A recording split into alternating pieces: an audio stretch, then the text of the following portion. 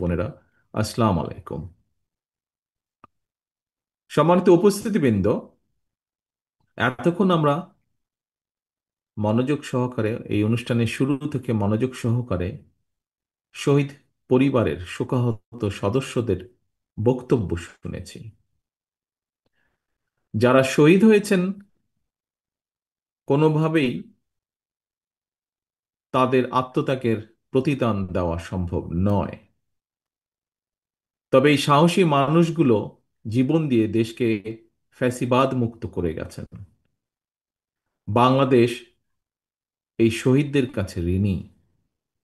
গণ অভ্যুত্থানে জাতীয়তাবাদী যুব দলের ৭৮ জন নেতার পরিবারকে আজকে এই অনুষ্ঠানে সম্মাননা সম্মাননা জানানো হয়েছে। যুবদলের 6 নেতাকে মরণোত্তর সম্মাননা স্মারক দেওয়া হয়েছে।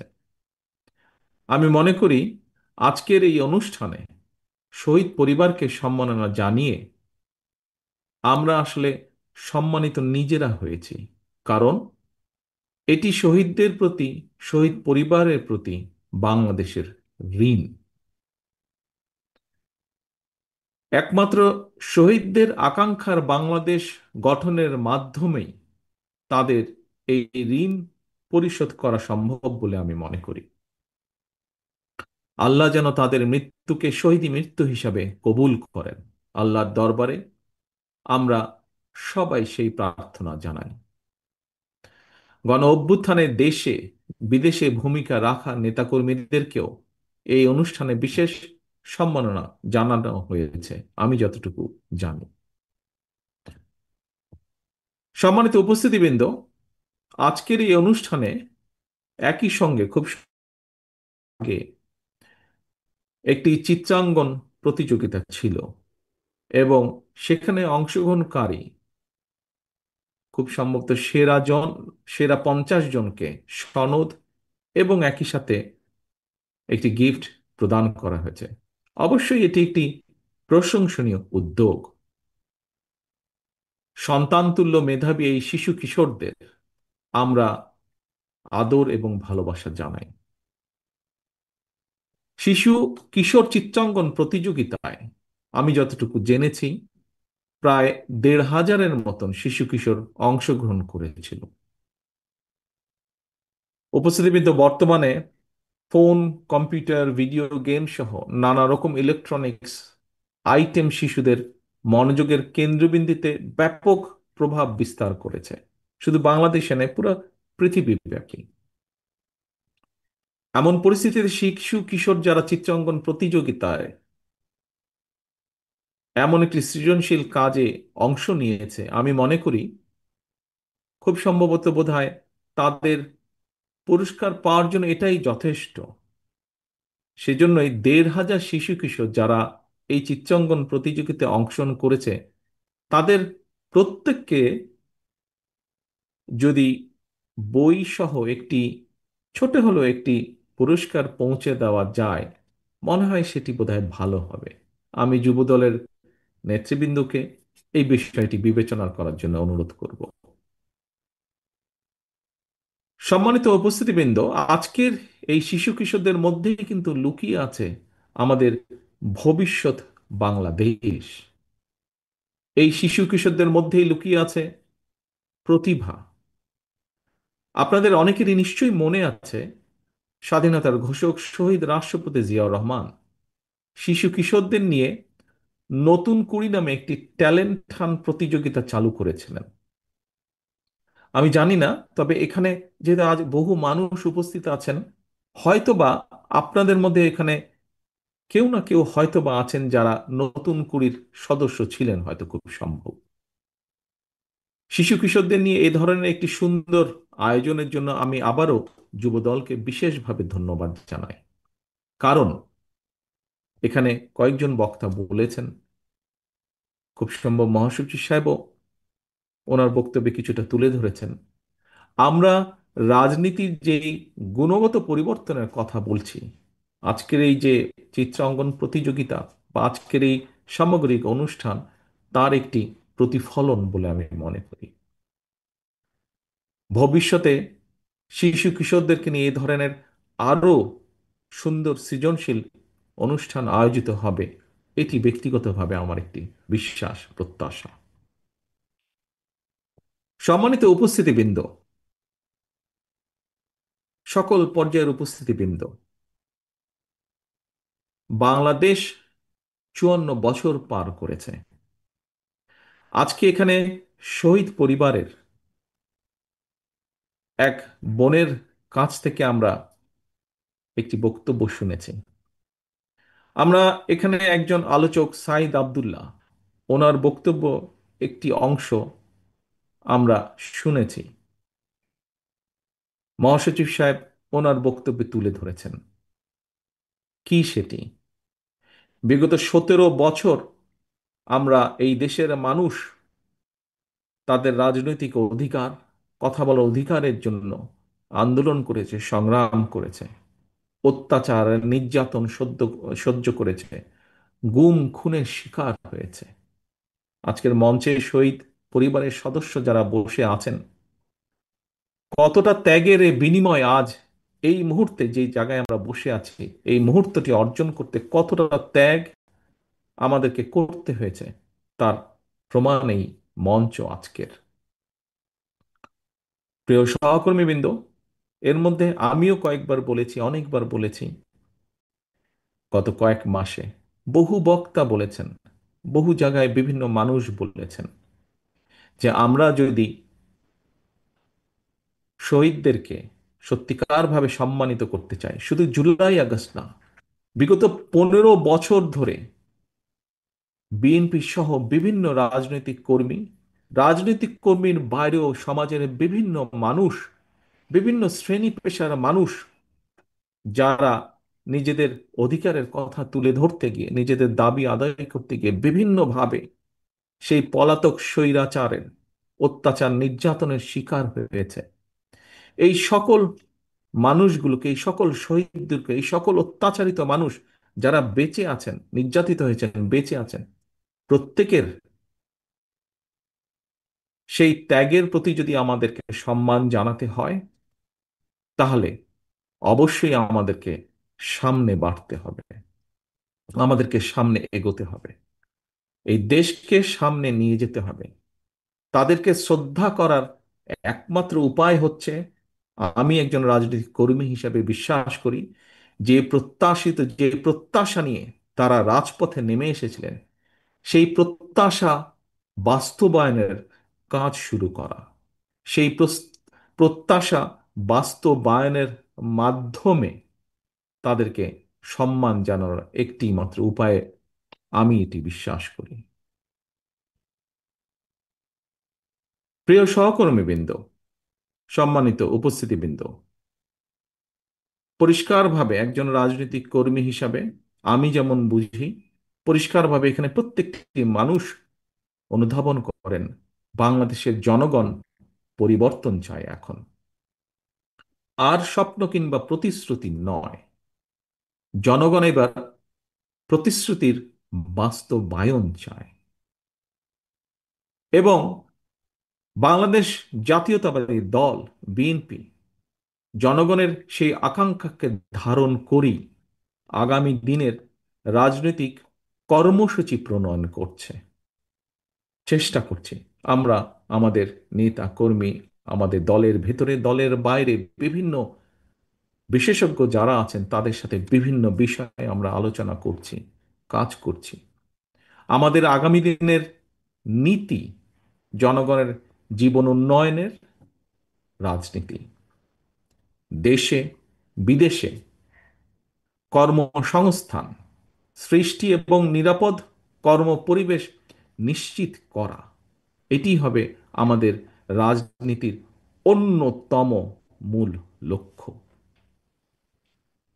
অর্থাৎ মানুষের ভোটের অধিকারকে যেরকম নিশ্চিত করা, মানুষের বাক স্বাধীনতাকে যেমন নিশ্চিত করা, একই সাথে সমাজের, দেশের প্রত্যেকটি মানুষ যার যেই যোগ্যতা, যার যেই মেধা, সেই হিসাবে তাকে তার অবস্থান থেকে অর্থনৈতিক স্বাধীনতা বা স্বাবলম্বী করে গড়ে তোলা অর্থনৈতিকভাবে। এবং সেই লক্ষ্যকে সামনে রেখে বিএনপির একাধিক টিম দেশের প্রতিটি সেক্টরকে নিয়ে গভীরভাবে কাজ করছে। সেই আলোকে কর্মসূচি বাস্তবায়নের প্ল্যান, প্রোগ্রাম বা কর্মসূচি আমরা পর্যায়ক্রমিকভাবে তৈরি করছি। সম্মানিত উপস্থিতিবৃন্দ, আপনারা গতকাল এবং আজকের বিভিন্ন নিউজের মাধ্যমে দেখেছেন, হয়তো কেউ কেউ ফিজিক্যালিও দেখেছেন, গতকাল শাহবাগে ছাত্র দলের, বাংলাদেশ জাতীয়তাবাদী ছাত্র দলের একটি সভা ছিল। শিক্ষার্থীদের জন্য বিএনপি নেওয়া কয়েকটি কর্ম পরিকল্পনার রূপরেখা সংক্ষিপ্তভাবে, যেহেতু বিশাল একটি সমাবেশ ছিল, সেখানে হয়তো ডিটেইল তোলা সম্ভব না, বলা সম্ভব না, সংক্ষিপ্তভাবে আমি তুলে ধরেছিলাম।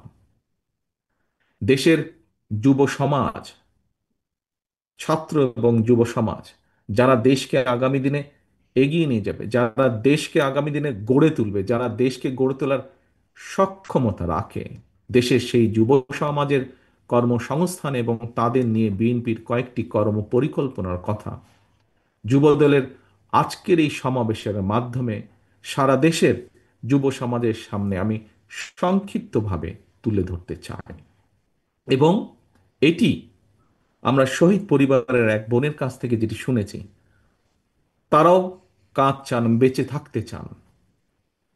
কাজেই এটি শহীদ পরিবারেরও দাবি একটি, কারণ তারাও চান যে সদস্য শহীদ হয়েছে তার সেই প্রত্যাশিত বাংলাদেশ যেন আমরা যারা রয়ে গিয়েছি আমরা যাতে গড়ে তুলতে সচেষ্ট হই। সম্মানিত অতিথিবৃন্দ, দেশের মোট যুব সংখ্যা দেশের মোট জনসংখ্যার 1/3 বেশি। যুব সংখ্যার সবাই বেকার নয়, তবে আশ্চর্যের বিষয় হলো যুব সমাজের বেকারদের বেশিরভাগ হলো শিক্ষিত বেকার। ব্যক্তিগতভাবে আমি মনে করি, এবং আমার সাথে হয়তো অনেকেই আপনারা একমত হবেন, শিক্ষিত বেকার সৃষ্টির পেছনে নানা কারণের মধ্যে আমাদের বিদ্যমান শিক্ষা কারিকুলাম অন্যতম একটি কারণ। তবে অবশ্যই সময়ের সঙ্গে তাল মিলিয়ে শিক্ষা কারিকুলাম সংস্কার না করার জন্য রাজনীতি এবং রাষ্ট্র পরিচালনার সাথে যারা জড়িত আমি মনে করি আমরা কেউ বোধহয় এর দায় এড়াতে পারি না। এমন বাস্তবতায় কর্মমুখী শিক্ষা কারিকুলাম প্রণয়ন এবং বাস্তবায়নের জন্য বিএনপির উদ্যোগে এরই ভিতরে একটি বিশেষজ্ঞ টিম কাজ করছেন, যার ভিতরে আমাদের দলের সাথে সরাসরি সম্পৃক্ত আছেন এরকম সদস্য আছেন, আবার দলের সাথে সম্পৃক্ত নন, কিন্তু এই বিষয়ে যাদের অভিজ্ঞতা আছে, এক্সপার্টিজ আছে, এরকম মানুষও সেই টিমের মধ্যে কাজ করছেন। শিক্ষা কারিকুলামের স্কুল পর্যায় থেকে বিশ্ববিদ্যালয় পর্যায় পর্যন্ত একাডেমিক স্টাডির পাশাপাশি ব্যবহারিক এবং কারিগরি শিক্ষা কিভাবে অন্তর্ভুক্ত করা যায় সে ব্যাপারে মোটামুটিভাবে ওনারা কাজ এগিয়ে গিয়েছেন এবং এটি আমাদের পরিকল্পনা। সম্মানিত উপস্থিতিবৃন্দ, শুধুমাত্র শিক্ষা ক্ষেত্রেই নয়, ইনশাল্লাহ জনগণের রায় বিএনপি রাষ্ট্র পরিচালনার দায়িত্ব পেলে আগামী দিন জনগণের জীবনমানের উন্নয়নের লক্ষ্যে নারী পুরুষ সবার জন্য নৈতিক মূল্যবোধ সমৃদ্ধ কর্মমুখী শিক্ষা ব্যবস্থা চালু, গ্রামীণ উন্নয়নে তথ্য প্রযুক্তির সর্বোচ্চ ব্যবহার, ক্ষুদ্র ও কুটির শিল্পের বিকাশ পরিকল্পনা, আমাদের ব্যাপক প্রশিক্ষণ কর্মসূচি চালু, দক্ষ জনশক্তির রফতানি সহ। এই মুহূর্তে জনশক্তি রফতানি প্রচুর মানুষ বিদেশে আছেন, তবে আহ, দুঃখজনকভাবে যেই জনশক্তি বিদেশে আছেন অধিকাংশ নন টেকনিক্যাল আমাদের, এবং এই জনশক্তিকে যেটি যাচ্ছে তাদেরকে প্রশিক্ষণের মাধ্যমে, স্কিল লেবার তৈরির মাধ্যমে দেশের প্রত্যেকটি সেক্টরকে নিয়ে বিএনপির বিভিন্ন টিম এরই মধ্যে সুনির্দিষ্ট পরিকল্পনা তৈরির কাজ করছে। গতকাল আমি বলেছি, আজও আপনাদের সামনে আমি আবারও তুলে ধরতে চাই। কি সেটি? আমাজন, ইবে কিংবা আলিবাবার মতন যে বিখ্যাত অনলাইন যে বিজনেস প্ল্যাটফর্ম আছে, বাংলাদেশে উৎপাদিত ক্ষুদ্র এবং কুটির শিল্প পণ্য সরবরাহের সুযোগ রয়েছে এইসব প্ল্যাটফর্মে। এই সুযোগ এবং সম্ভাবনাকে কাজে লাগিয়ে দেশে ক্ষুদ্র এবং কুটির শিল্পের উৎপাদন এবং বিপণনের কিভাবে করা যায় সেই ব্যাপারেও আমরা আমাদের পরিকল্পনাগুলো বা প্ল্যানিংগুলো আমরা তৈরি করছি। কারণ এখানে একটি বিষয় বোধহয় আমাদেরকে এইভাবে বিবেচনা করতে হবে। সম্মানিত উপস্থিতিবৃন্দ, বাংলাদেশ একটি জনবহুল দেশ। হ্যাঁ, আমরা এর আগে দেখেছি, স্বৈরাচারের আমলে দেখেছি, বহু টাকা খরচ করে কিছু কিছু প্রজেক্ট তারা তৈরি করেছে। কিন্তু আমাদের দরকার আমাদের দেশের মানুষগুলোকে, যারা যোগ্য মানুষ, যুব সমাজকে কর্মসংস্থানের ব্যবস্থা করা। কাজেই বহু বড় একটি প্রকল্প করার চাইতে আমরা মনে করি, যদি আমরা ছোট ছোট উদ্যোক্তা তৈরি করতে পারি, এন্টারপ্রেনার তৈরি করতে পারি, যারা ছোট ছোট কুটির শিল্প তৈরি করবেন, মাঝারি শিল্প তৈরি করবেন, যারা আবার বহু মানুষকে কর্মসংস্থানের ব্যবস্থা করে দেবেন, তাহলে দেশের যুব সমাজ সহ সমাজের বিভিন্ন মানুষের কর্মসংস্থান আমরা করতে পারবো। সেজন্যই আমরা এই পরিকল্পনাগুলো গ্রহণ করছি। সম্মানিত উপস্থিতিবৃন্দ, নারী কিংবা পুরুষ যারাই ব্যক্তি উদ্যোগ কিংবা গ্রুপ ভিত্তিক প্রচেষ্টায় ক্ষুদ্র এবং কুটির শিল্পের উৎপাদন অথবা উদ্যোক্তা তরুণ যুবকদের স্টার্ট আপ বিজনেস চালুর উদ্যোগ গ্রহণ করবেন, আমরা ইনশাল্লাহ সরকার গঠনে সক্ষম হলে এদেরকে আমরা রাষ্ট্রীয়ভাবে অর্থনৈতিক বা আর্থিক সহায়তা প্রদানের বিষয়টি কিভাবে করা যায় সে ব্যাপারেও আমরা কাজ করছি। আমাদের টিম এ ব্যাপারেও কাজ করছেন। এর পাশাপাশি এর পাশাপাশি কর্মক্ষম জনসংখ্যাকে জনসম্পদে রূপান্তর করার লক্ষ্যে আমরা আমাদের যে চিন্তাটি রয়েছে সেটি হচ্ছে, দেশের বিভিন্ন জায়গায় প্রথমেই হয়তো একদম জেলাবাড়ি সম্ভব হবে না, খুব সম্ভব আমরা চেষ্টা করব বড় বিভাগবাড়ি এবং বড় জেলাবাড়ি ব্যাপক প্রশিক্ষণের ব্যবস্থা করতে। কি প্রশিক্ষণ? এর ভিতরে plumbing, electrician, mechanic, dental hygienist অথবা মেডিকেল টেকনিশিয়ান এর মতন এই ধরনের, এর ছাড়াও স্বল্প মেয়াদী ট্রেনিং কোর্স, এইগুলো চালু করা যায় কিনা বা কিভাবে চালু করা যায়। কারণ এইসব কোর্স প্রণয়ন এবং বাস্তবায়ন পরিকল্পনা নিয়ে এর ভিতরে আমরা কাজ করছি, এবং যা আমরা দেখতে পাচ্ছি যে এইগুলোর মাধ্যমে আমরা বহু মানুষকে দেশের ভেতরে যেমন কর্মসংস্থানের ব্যবস্থা করে দেওয়া সম্ভব হবে, একইভাবে আমরা দক্ষ বা স্কিল লেবার আমরা পাঠাতে পারবো, যেটা ভ্যালু অ্যাড করবে। আরো অধিক সংখ্যক বৈদেশিক মুদ্রা তারা আমাদেরকে পাঠাতে সক্ষম হবে। সম্মানিত উপস্থিতিবৃন্দ, বিশ্বায়নের বর্তমান সময়ে দক্ষ মানুষের জন্য অনেক দেশেই সম্ভাবনার সকল দরজা কিন্তু খোলা। তবে এই সুযোগকে যদি আমাদের আমাদের দেশের সন্তানদেরকে, আমাদের দেশের মানুষকে কাজে লাগাতে হয়, তাহলে ভাষা জানা থাকাটা খুব জরুরি প্রয়োজন।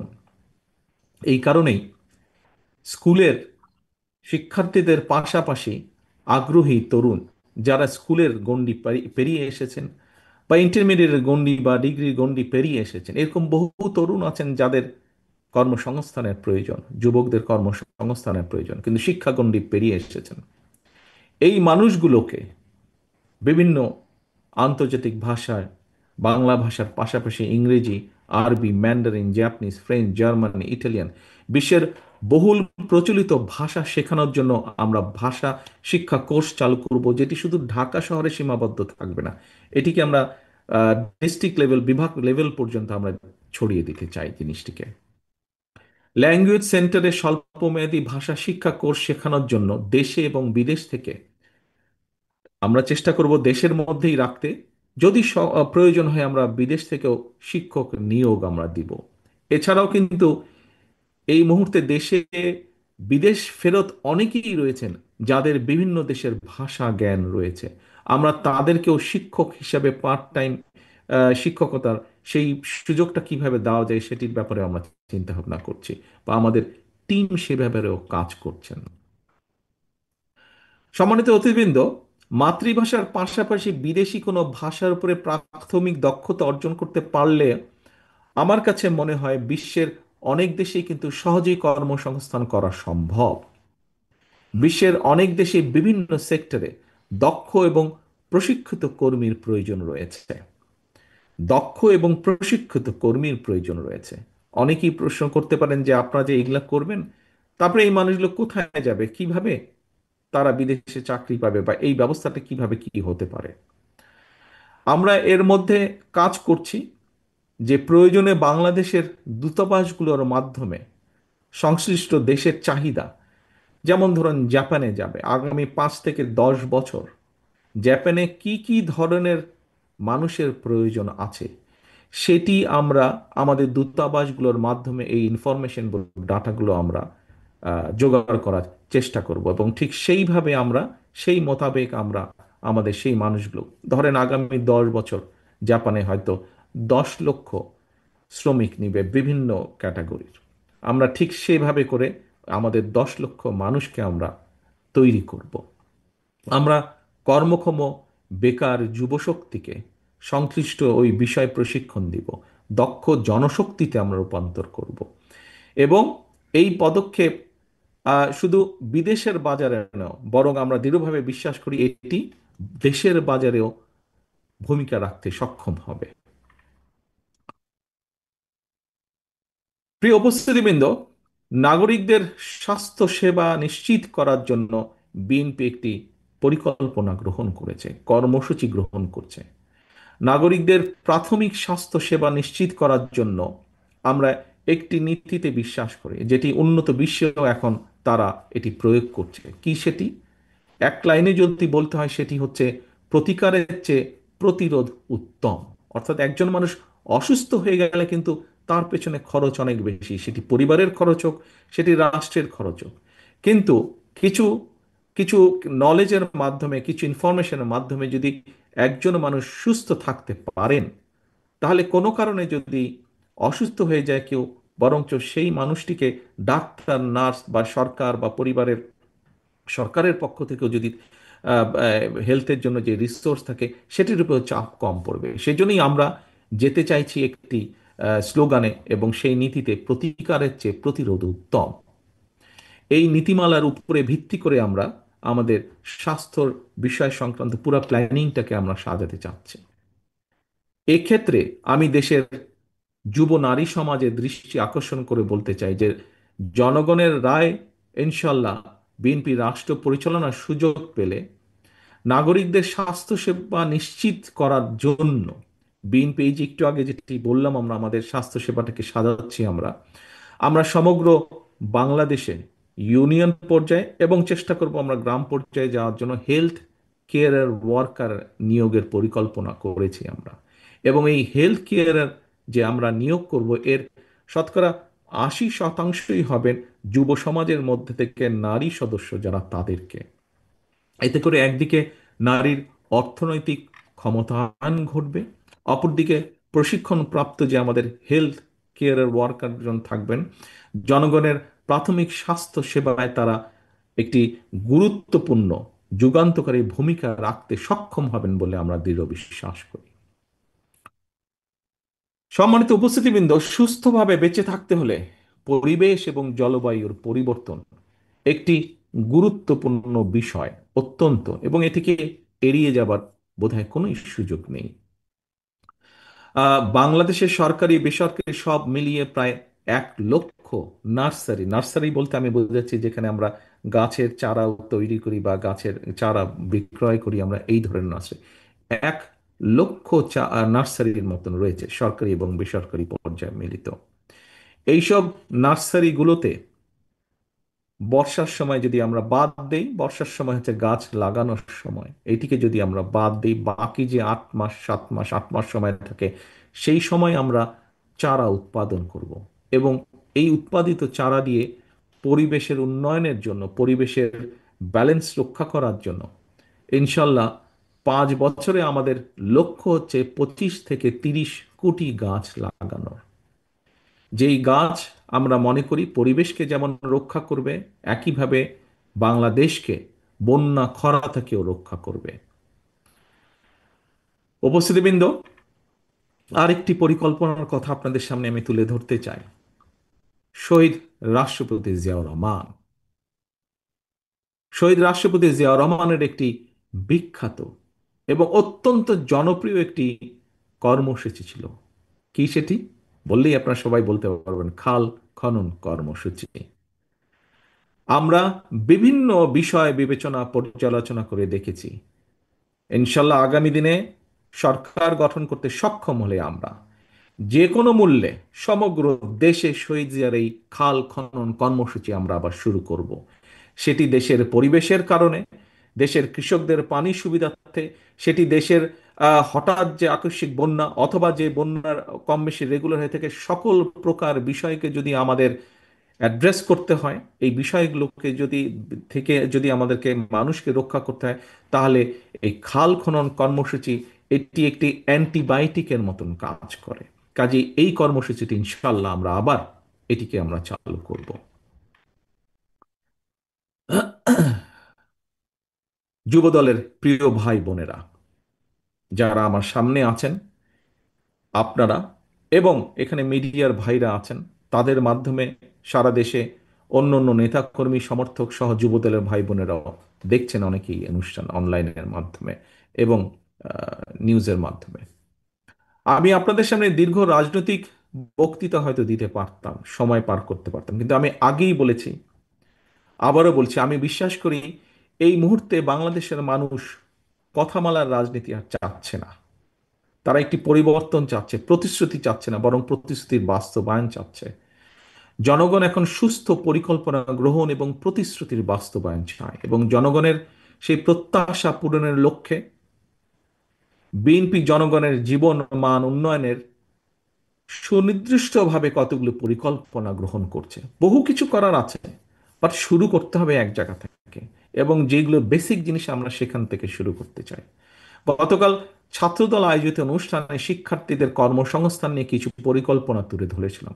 আজ যুব সমাবেশে, যুবদলের এই সমাবেশে আপনাদের মাধ্যমে দেশের যুব সমাজের উদ্দেশ্যে আরো কিছু আমি পরিকল্পনা তুলে ধরেছি আপনাদের সামনে। আহ, এই পরিকল্পনাগুলো বাস্তবায়নের জন্য কিন্তু প্রয়োজন আমাদের জনগণের সমর্থন। শুধু জনগণের সমর্থনই প্রয়োজন নয়, একই সাথে প্রয়োজন সমগ্র বাংলাদেশের জনগণের সহযোগিতা। প্রয়োজন বিএনপির প্রতি জনগণের রায়। কারণ আমরা মনে করি জনগণই বিএনপির সকল রাজনৈতিক ক্ষমতার উৎস। জনগণের রায় বিএনপি রাষ্ট্র পরিচালনার দায়িত্ব পেলে আমরা যত দ্রুততার সাথে সম্ভব এই পরিকল্পনাগুলো বাস্তবায়নের কাজ শুরু করব। তবে সারা দেশে জনগণের কাছে বিএনপির এই যেই পরিকল্পনাগুলো গতকাল আজ আপনাদের সামনে যে তুলে ধরেছি আমি, এইগুলোকে জনগণের কাছে নিয়ে যাওয়ার দায়িত্ব আপনাদের। গতকালকের দায়িত্বগুলো যেমন ছাত্রদলকে দেওয়া হয়েছে, আজকের দায়িত্বগুলো আপনাদের যুবদলের নেতাকর্মী, সমগ্র দেশে ছড়িয়ে ছড়িয়ে ছিটিয়ে থাকা যুবদলের নেতাকর্মীদেরকে দেওয়া হয়েছে। এবং ভাগ না, যেহেতু আমাদের এই কর্মসূচিগুলি প্রত্যেকটি, যে কথা বলেছি আমি, সাধারণ মানুষের জন্য, দেশের মানুষের জন্য। আপনি যুবদল হন, আপনি স্বেচ্ছাসেবক হন, আপনি ছাত্রদল হন, আপনি বিএনপি হন, আপনি মূল দল হন, আপনি মহিলা দলের কর্মী হন, আপনি আইনজীবী ফোরামের সদস্য হন, যেই হন না কেন, অর্থাৎ আপনি যে শহীদ জিয়ার আদর্শে বিশ্বাস করেন, দেশনেত্রী খালেদা জিয়াকে যে নেত্রী হিসেবে মেনে নিয়েছেন, আপনাদের সকলের দায়িত্ব আমাদের এই পরিকল্পনাগুলো জনগণের সামনে তুলে ধরা, জনগণের কাছে নিয়ে যাবার। কারণ জনগণের রায় আমাদের প্রয়োজন, জনগণের সমর্থন আমাদের প্রয়োজন, জনগণের সহযোগিতা আমাদের প্রয়োজন মানুষের জন্য নেওয়া এই কর্মসূচিগুলো বাস্তবায়নের জন্য। এবার আমি সারা দেশে যুবদলের নেতাকর্মীদের উদ্দেশ্যে কয়েকটি কথা বলতে চাই। বিগত দেড় দশকের ফ্যাসিবাদী বিরোধী আন্দোলনে যুবদলের নেতাকর্মীরা নির্যাতন নিপীড়ন উপেক্ষা করেও রাজপথে আন্দোলনে সক্রিয় ছিলেন। আন্দোলন করতে গিয়ে ফ্যাসিবাদী সরকারের পতিত পলাতক ফ্যাসিবাদী সরকারের শত নির্যাতনে ও নিপীড়নেও যুবদল পিছিয়ে যায়নি, রাজপথ ছেড়ে যায়নি তারা। শুধুমাত্র জুলাই আগস্টের গণ অভ্যুত্থানে যুবদলের ৭৮ জন নেতাকর্মী শহীদ হয়েছেন। জনগণ আপনাদের সঙ্গে ছিল, আপনাদের প্রতি জনগণের বিশ্বাস ছিল। এই কারণেই আপনারা সাহসের সঙ্গে প্রতিবাদ প্রতিরোধ গড়ে তুলতে পেরেছেন। সুতরাং আপনাদের প্রতি জনগণের সেই আস্থা ও বিশ্বাস ধরে রাখুন। মনে রাখবেন, জনগণের আস্থা অর্জন করতে পারলে আপনি নেতা, জনগণ প্রত্যাখ্যান করলে আপনি নেতা নন। প্রিয় সহকর্মীবৃন্দ, আমি আবারও বলছি, জনগণের আস্থা অর্জন করতে পারলে আপনি নেতা, জনগণ প্রত্যাখ্যান করলে আপনি নেতা নন।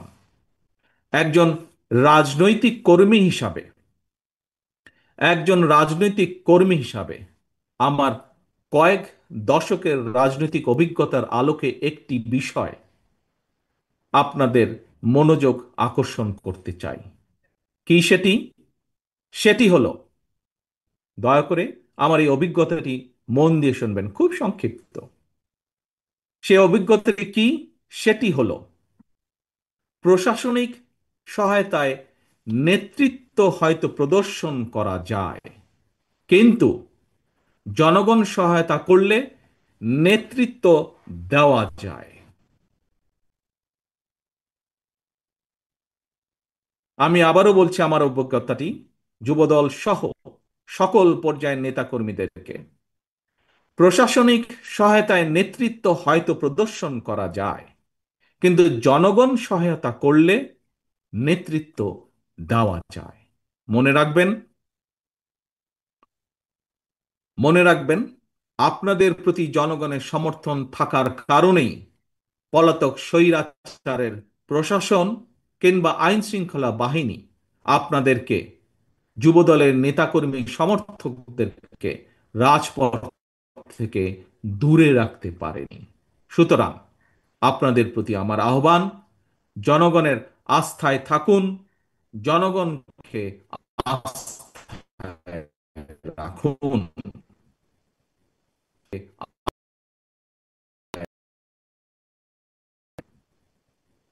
আল্লাহ হাফেজ। বাংলাদেশ